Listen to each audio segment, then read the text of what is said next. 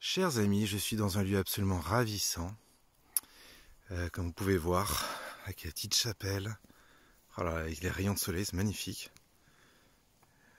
Du Moyen-Âge.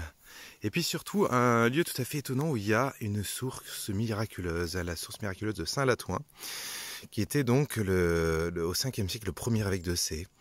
Il baptisait là-bas, il avait obtenu déjà une guérison notamment, et d'autres avec une réputation de thaumaturge, c'est-à-dire qu'il est capable de faire des guérisons, mais enfin comme tout chrétien est capable d'obtenir des guérisons. Il suffit qu'il ait l'idée de prier pour ça déjà, de demander la guérison pour les gens, et forcément il aura de temps en temps une guérison.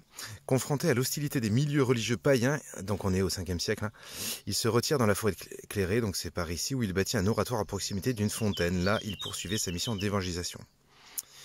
Voilà, et donc il y a une prière. Éternel et tout-puissant, tu as voulu que l'évêque Saint-Latouin apporte la lumière de l'évangile à ceux qui nous ont précédés, puisque nous tenons de lui le nom de chrétien, fait que nous conformions toute notre vie à la foi de notre cœur par Jésus le Christ notre Seigneur. Amen ou pas amen?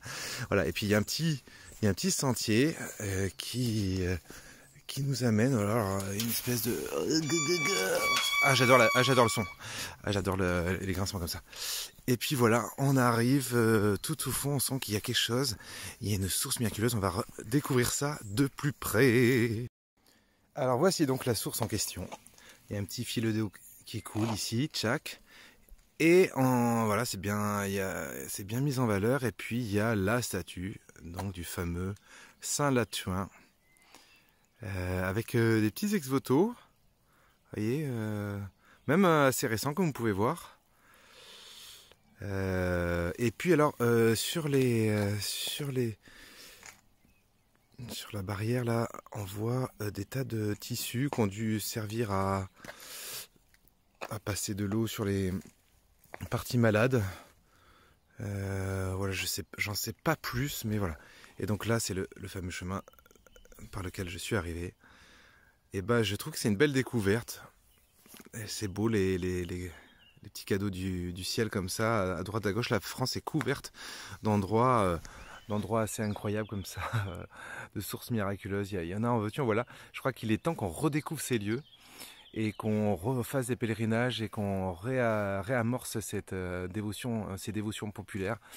Pour moi, rien de nouveau sous le soleil. Il faut revenir à ce que, je dirais, l'intuition profonde des braves gens, quoi.